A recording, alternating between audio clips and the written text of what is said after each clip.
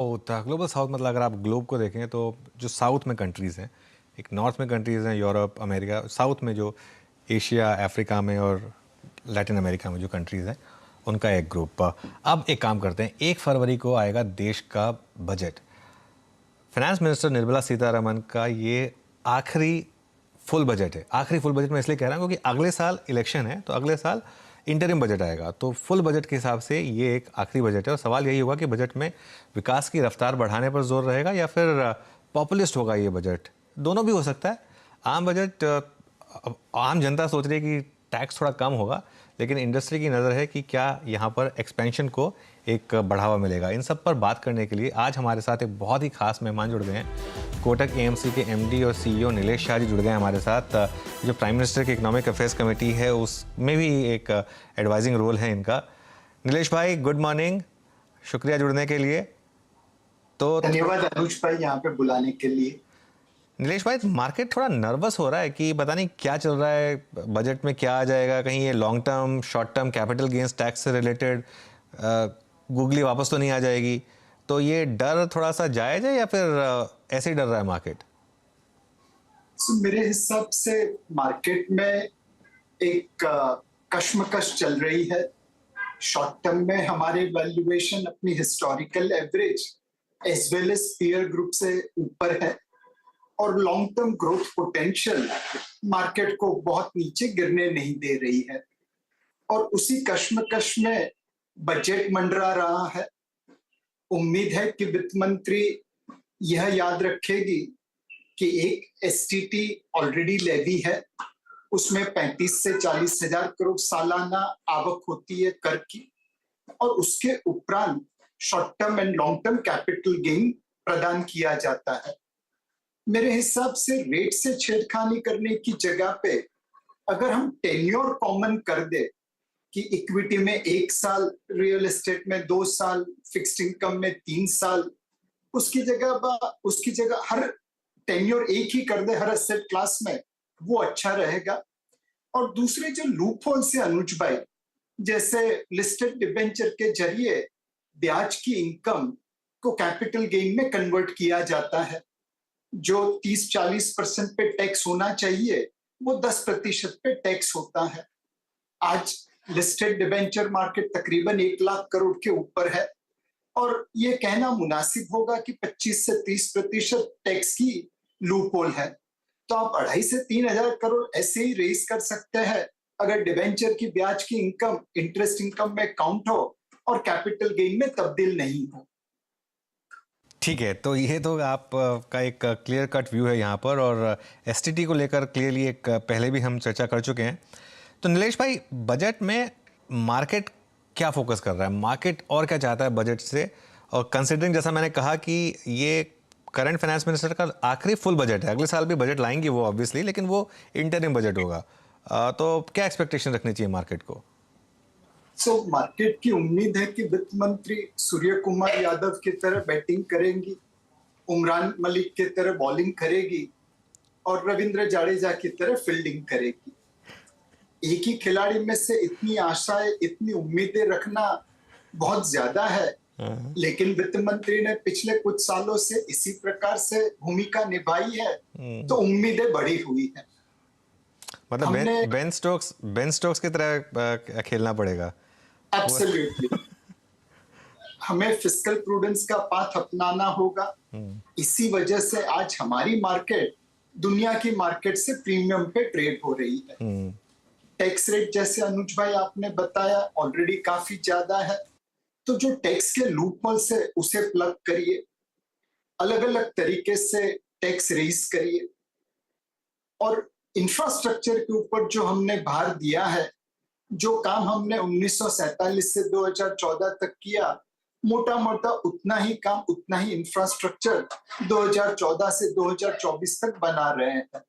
तो infrastructure spending पे जोर जारी रखिए, नॉन टैक्स रेवेन्यू रेज करिए, और ये दोनों के मिश्रण से फिस्कल प्रूडेंस का पाथ अपनाते रहिए।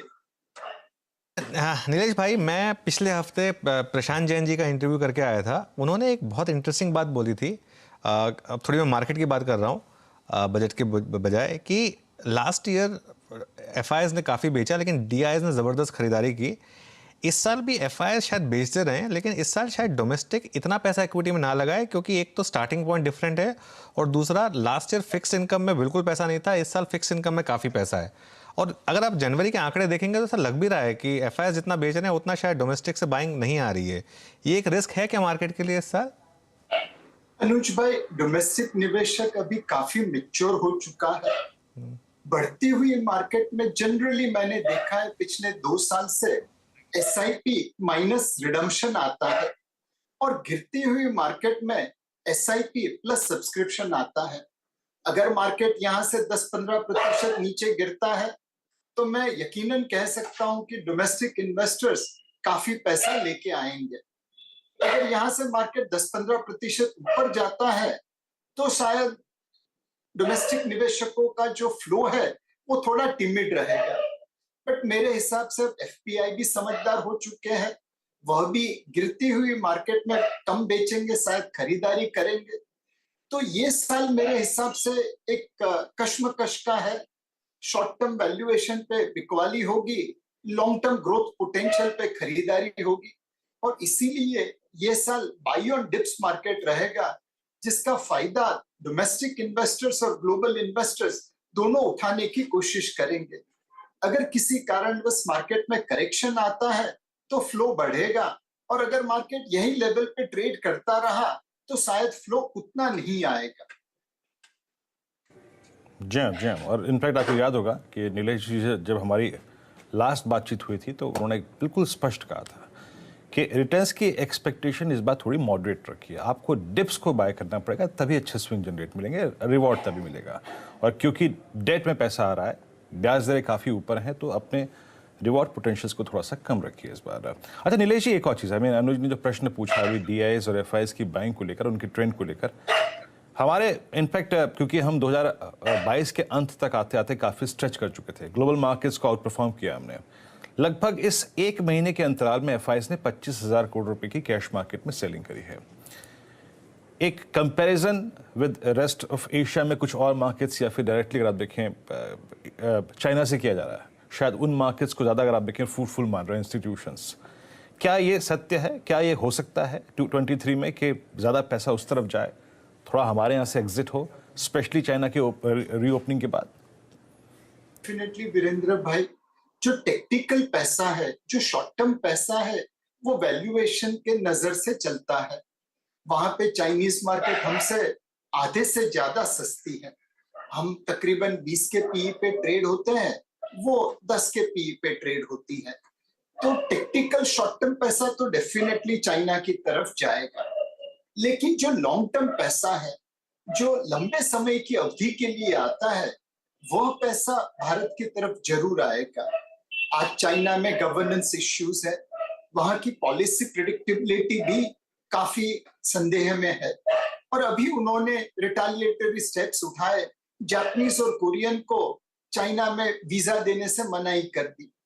इससे पहले भी जब कनाडा में यूएई की सीएफओ को अरेस्ट किया गया था, तब उन्होंने 2 कैनेडियन बिजनेसमैन को उठा के जेल में डाल दिया था। तो ऐसी बहुत सारी चीजें हैं जिससे निवेशकों को चाइना की लॉन्ग टर्म ग्रोथ प्रोस्पेक्ट्स और लॉन्ग टर्म गवर्नेंस के ऊपर डाउट रहेगा। जब तक भारत अर्निंग्स ग्रोथ, गवर्नेंस और ग्रीन कमिटमेंट पे डिलीवर करता रहेगा, तब तक हम लॉन्ग टर्म फ्लोज में हिस्सा जरूर रखेंगे। मेरे हिसाब से अगर एक लाइन में इसकी समरी करनी है, शॉर्ट टर्म या टेक्निकल पैसा चाइना जाएगा, बट लॉन्ग टर्म और स्ट्रेटेजिक पैसा भारत आएगा। ये तो खैर अच्छा ही होगा अगर ऐसा हो जाए तो, क्योंकि शॉर्ट टर्म मनी तो फिर भी वो हॉट मनी होती है, काफ़ी वोलेटाइल होती है। लॉन्ग टर्म मनी टिक कर बैठती है, तो उस हिसाब से ऐसा हो जाए तो अच्छा है। थोड़ी नियर टर्म पेन भले ही हमको झेलनी पड़े, लेकिन अगर ज़्यादा स्टेबल पैसा आएगा तो वो हमारे लिए ज़्यादा अच्छा है। नीलेश भाई, एक सेक्टर जहाँ पर एक थोड़े साइन दिख रहे हैं कि शायद मार्केट अब कोशिश कर रहा है यहाँ पर बाय करने की, वो है आईटी। पिछले पूरे साल इसने एक बेयर मार्केट देखी, लेकिन अब जिस तरीके से यहाँ पर एक ट्रैक्शन बन रहा है और जिस तरीके से इसने इस साल एटलीस्ट पहले फोर्टनाइट में बैंक निफ्टी को आउट परफॉर्म किया है, आपको लग रहा है कि एज अ निवेशक अब शायद थोड़ा टाइम आ गया थोड़ा एलोकेशन आईटी पर वापस देने के लिए? अनुज भाई, मुझे लगता है यहाँ से 6 से 9 महीने में आईटी सेक्टर में निवेश करने का मौका बनेगा। शायद अभी भी थोड़ा अंडर परफॉर्मेंस आईटी सेक्टर में है, बिकॉज जो नतीजे आए हैं कुछ मार्केट की धारणा के अनुसार है, कुछ मार्केट की धारणा से थोड़े कम है। दूसरी एक चीज है कि आईटी क्षेत्र को चलने के लिए नास्डैक का इंजन चलना जरूरी है। आज नास्डैक अभी भी सेटल नहीं हुआ है। उनकी एक नजर फेड के पिवोट के ऊपर है। फेड कब पलटी मारेगा और ब्याज की दरें बढ़ाते बढ़ाते कम करेगा। मार्केट की उम्मीद है कि इस साल के अंत तक फेड रेट काटना चालू करेगा, लेकिन फेड यही कोशिश करेगा कि मार्केट उसे फ्रंट रन नहीं करे, तो वो बोलेंगे कुछ और करेंगे कुछ। इस माहौल में नास्डैक बॉटम आउट नहीं होगा, और जब तक नास्डैक बॉटम आउट नहीं होगा तब तक भारत के आईटी क्षेत्र में भी वॉलेटिलिटी बनी रहेगी। तो मेरे हिसाब से आप एक प्राइस पकड़ लीजिए, और उस प्राइस पे अगर आईटी स्टॉक्स आते हैं तो धीरे धीरे लेते रहिए। एक साथ लेने की जरूरत नहीं है। अभी भी आपके पास मेरे हिसाब से 3 से 6 महीने का समय है आईटी क्षेत्र में एवरेज करने का। ओके, आईटी पे नीलेश जी का व्यू है। अच्छा नीलेश जी, अब ऑटो एक्सपो चल रहा है तो इससे जुड़ी बातें ना करें तो शायद वो बेईमानी होगी। ऑटो, एक तो पहली चीज़ ये है कि मेटल्स जो कि हमें CY22 के मिड में लग रहा था कि सिंक हो जाएगा, मेटल्स की एक रैली जो है या फिर जो साइकिल थी वो अब अंतिम पड़ाव में है, वो शायद तथ्य गलत था। मेटल्स अभी भी अगर आप देखें ऑल टाइम हाई पे ट्रेड कर रहे हैं। एक तो ये कॉस्ट प्रेशर, दूसरी बात पेट्रोल डीजल प्राइसेस अभी भी हायर लेवल्स पे होना, तीसरी बात आज की तारीख में जो ग्लोबल प्लेयर्स, जो कंपनियां टेक्नोलॉजी, स्ट्रेंथ और मॉडल्स लेके आ रही हैं, वो एक सीधा चैलेंज है। मुझे याद आता है 2022 में M&M ने जो किया, 2021 में किया, जो टेक्नोलॉजी लेके आए, जिस प्रकार की वो गाड़ियाँ ली उन्होंने, जितने स्ट्रॉन्ग लॉन्चेस थे, हाथों हाथ लिया बाजार ने। लेकिन क्या अब ऑटो में थोड़ा सिलेक्टिव होना पड़ेगा आपको? आपकी राय ऑटो पे क्या है इस वक्त? ऑटो क्षेत्र में वैसे क्षेत्र एक है, लेकिन commercial vehicle, passenger vehicle, two wheeler और ऑटो कंपोनेंट, ये चारों अलग अलग तरीके से चलते हैं। इस वक्त हमें लग रहा है कि ऑटो क्षेत्र में रूरल डिमांड थोड़ी वीक है, उसकी वजह से टू व्हीलर कंपनीज के ऊपर अभी भी थोड़ा दबाव है। कार और एसयूवी में लंबी लाइन लगी है और मेटल प्राइसेस थोड़े बढ़ रहे हैं, बट मेरे हिसाब से वो कंज्यूमर को पास कर देंगे और मार्जिन इंटैक्ट रखेंगे। तो ऑटो क्षेत्र में इस वक्त अगर आप निवेश करना चाहते हैं तो पैसेंजर व्हीकल कंपनी को प्राधान्य देना, उसके बाद ऑटो कंपोनेंट्स को, उसके बाद कमर्शियल व्हीकल को, और उसके बाद टू व्हीलर्स को। जैसे आईटी क्षेत्र में नेक्स्ट 3 से 6 महीनों में निवेश करने का एक मौका मिलेगा, वैसे ही टू व्हीलर कंपनीज में निवेश करने का एक मौका मिलना चाहिए। जनरली इलेक्शन के पहले रूरल इकोनॉमी में पैसा डाला जाता है, उससे टू व्हीलर की डिमांड के ऊपर एक पॉजिटिव इम्पैक्ट आ सकता है। तो एक योग्य समय का, योग्य प्राइस का ध्यान रखिए, टू व्हीलर में भी नेक्स्ट 3 से 6 महीनों में निवेश करने का मौका मिल जाएगा। अच्छा, एक बास्केट नीलेश भाई जिसने सबसे प्रॉमिसिंग सस्टेनेबल मूव दिया, मुझे याद है लास्ट बजट स्पीच में जब मैम की जब 7.5 लाख करोड़ रुपए का आवंटन किया था तो पूरा infra, capital goods, construction, road कंपनियां झूम उठी थी और आज तक वो मूव सस्टेन है। आपने इनफैक्ट दिसंबर के टोल कलेक्शंस देखे होंगे नीलेश भाई, क्या स्ट्रांग रहे हैं, मंथ टू मंथ कितना अगर आप देखें इंक्रीज है। कैपिटल गुड्स पे, इंफ्रास्ट्रक्चर पे, इन कंस्ट्रक्शन कंपनियों पे कमिटेड रहे और अपना निवेश जारी रखें अभी भी यहाँ पर। डेफिनेटली वीरेंद्र भाई, उम्मीद यही है कि इलेक्शन के पहले बजट में और पिछले बजट के ट्रेंड को आगे लेते जाते हुए इस बार भी इंफ्रास्ट्रक्चर क्षेत्र पे स्पेंडिंग बढ़ेगी। मोर इम्पोर्टेंटली इस बार और दबाव दिया जाएगा कि जो इंफ्रास्ट्रक्चर प्रोजेक्ट अनाउंस हुए हैं उन्हें तेजी से तेजी कंप्लीट किया जाए, तो एग्जीक्यूशन स्पीड बढ़ेगी और ऑर्डर बुक बढ़ेगी। इन दोनों का फायदा इंफ्रास्ट्रक्चर कैपिटल गुड्स कंपनी को मिलेगा। दूसरी एक और चीज जो हो रही है कि चाइना +1 और यूरोप +1 के तहत धीरे धीरे भारत में भी कुछ ऑर्डर्स आ रहे हैं। इसका फायदा भी engineering and capital goods company को मिल सकता है, स्पेशली जिनके पेरेंट्स मल्टीनेशनल कंपनी अब्रॉड है और जो अपनी सप्लाई चेन मूव करने में इंटरेस्ट दिखा रहे हैं। तो हम इंफ्रास्ट्रक्चर कैपिटल गुड्स सेक्टर पे बुलिश हैं और हमें लगता है कि अगले साल इसमें आउट परफॉर्मेंस आ सकता है। चलिए नीलेश भाई, शुक्रिया जुड़ने के लिए हमारे साथ, और बहुत अच्छा लगा आपसे बात करके, और ऑल द बेस्ट आपको और आपकी टीम को। चलिए काम करते हैं, गौरव जी की ट्रेड